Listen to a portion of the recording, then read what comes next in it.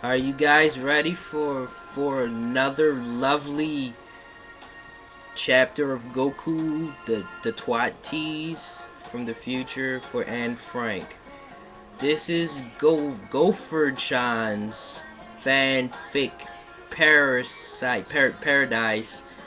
Goku X and Frank until the end of time, part 2. A Saiyan's love. Ahem. 1 month. Well, it didn't feel like a month to Anne Frank, a Jew hiding from the Nazis. It seemed like a year. 1 month since the fateful encounter with the mysterious man from another world, who was only knew as Goku, quote unquote. The handsome stranger had stepped through time into her life, then disappeared without a trace, like some kind of pedophile, and was almost sure that they'd never meet again, even though not one day passed without her dreaming of him. Little did she know, however, their lives were tied by an unbreakable red string of fate, her period, or an umbilical cord. It was another boring day in the secret annex. Anne was sat the bed of her room, writing her diary. It never occurred to her, however, that this entry would be her last. As she wrote in the quiet and attic, there was a loud noise from downstairs. Her heart jumped with both fear and excitement. Was she about to ejaculate from her?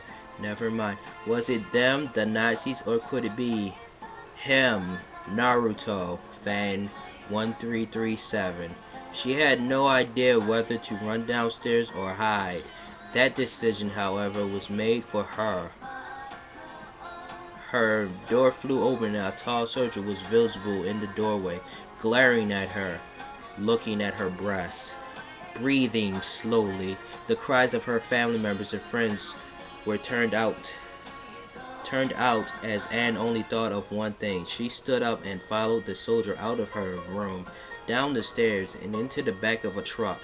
So this is it, she quietly to herself. I'll never see him again, my one true love, ever again. All those years of hiding were for naught. Then Anne realized that she left her precious diary in her room. She broke loose from the officers and made a dash back into the shop. Then he removed the gun from his holster and fired a shot directed at Anne. Anne fell to the floor. Anne lay on the floor, feeling searing pain run through her leg, where the bullet had made its mark. The Gestapo officer menacingly moved towards her, grinning, when all of a sudden there was a blinding flash of light, causing the officer to shield his eyes. A huge cloud of smoke appeared next to Anne, blocking her from the soldier's vision. When the smoke cleared, he was in for quiet surprise. There was Goku, holding Anne in his arms, standing next to a huge metal capsule. Goku! Anne cried in a man voice. You came back for me.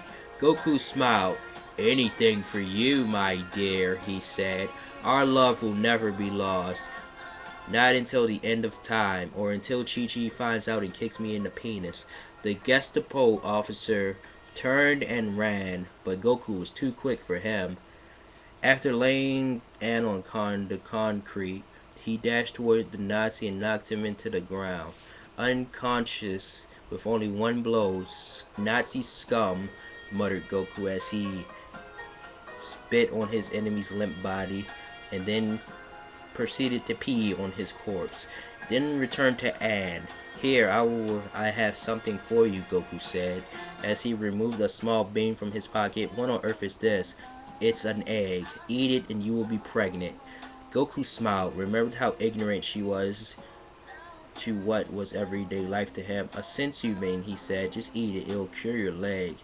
Goku and followed his instructions and popped the pill in her mouth, and she experienced ecstasy as her wound and calves magically healed.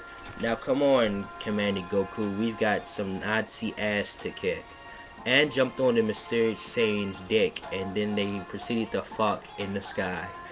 After a few moments, the two of them arrived in Berlin. Tanks were parading down the street as Adolf Hitler stood on the platform with his newly knitted pal, Nittler. Stay here, Goku said, dropping Anna in a shaded area under a tree. Then he flew straight toward the parade of tanks, putting his pants back on from his ejaculation into Anne, fist outstretched, screaming as loud as he could. The officer below scattered in terror, while the tanks tried to aim their cannons at him. He was too quick and nimble for them, however, and opened the hatch of the near Panzer. They headed inside.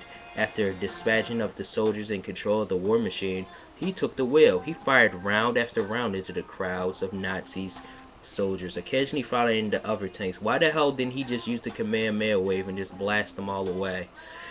After only a few minutes, there was nothing but a cloud of dust and corpses. Goku emerged from the tank's head, smiling that he had done his duty. When all the dust cleared, there was only two people remaining in the parade. Goku, the same hero, and Adolf Hitler, the most evil man to ever walk Earth.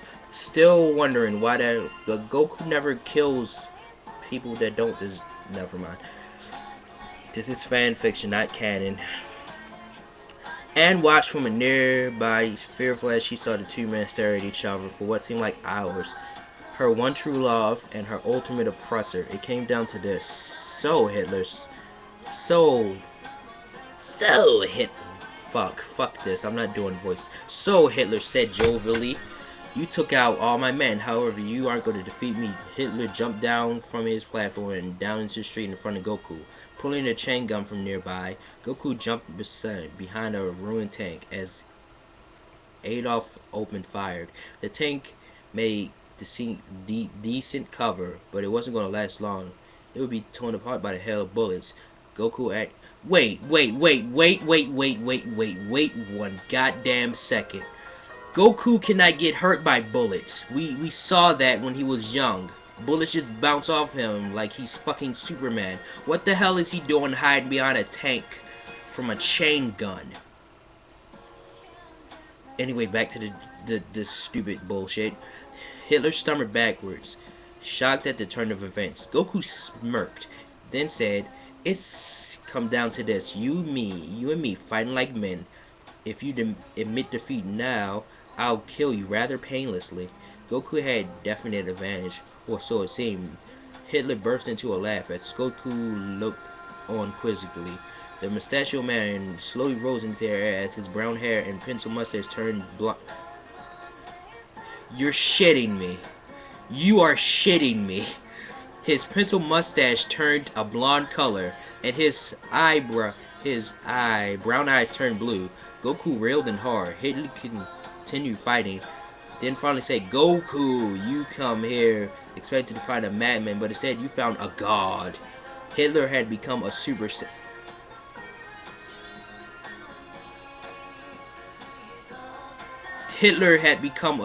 Saiyan. Fuck this fanfic. Anne looked on in awe, not sure what was going on. At first it seemed like her lover would win the battle, but now she was not so sure. Goku now seemed scared of his opponent, and it was for good reason. Hitler continued to speak. "Goku, can't you see? I reached the power 10 times, level 10 times anything you could ever achieve. Your fate is sealed, weakling." But Goku can turn Super Saiyan 3. How the hell? Never mind. Even though the battle seemed unwinnable, Goku charged in, Trojan condom on his penis, screaming at the top of his lungs. Every blow he struck was deflected by Hitler's rock-hard body. Hitler waited for Goku to tire himself out, then raised his punch and punched Goku. And one punch was enough. Goku was knocked across the street into a large propaganda poster of Hitler, thudding to the cold, hard ground. Hitler laughed, thinking that victory was in his hand at last. Goku, however, was not ready to give up. Bruised and battered, he rose from the ground, limping to Hitler's direction. The Nazi leader laughed. "You still want to fight? Don't you know when to give up, boy? You can hardly walk, and you expect to beat me, conqueror of Europe?" Goku ignored Adolf's taunt as he continued to stumble his way forward. Ugh. Finally, the two arch rivals were standing face to face. Goku stared Hitler into the eye. then screamed, "This is for love," and flew into the sky, his hair turning blonde, his eyes blue, an aura of power radiating from him. Hitler looked on in horror at Goku. He had made the ultimate achievement. I have to read this, don't I? Goku, he had become a super ultra power Saiyan. A super ultra power Saiyan, everybody. Goku made a cup shape in his hand, aiming at Hitler, as he belted out the words Kamehameha.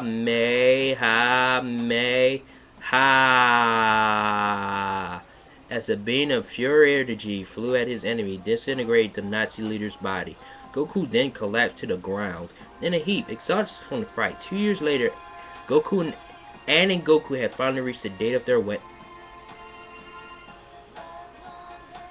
They reached the day of their wedding. After the battle, Ann and Goku destroyed the time machine and took a boat to Australia.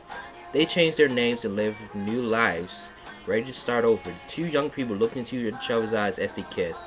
As the Reverend pronounced the man in mind, finally it seemed like Ann was at peace, and they could be together until the end of time.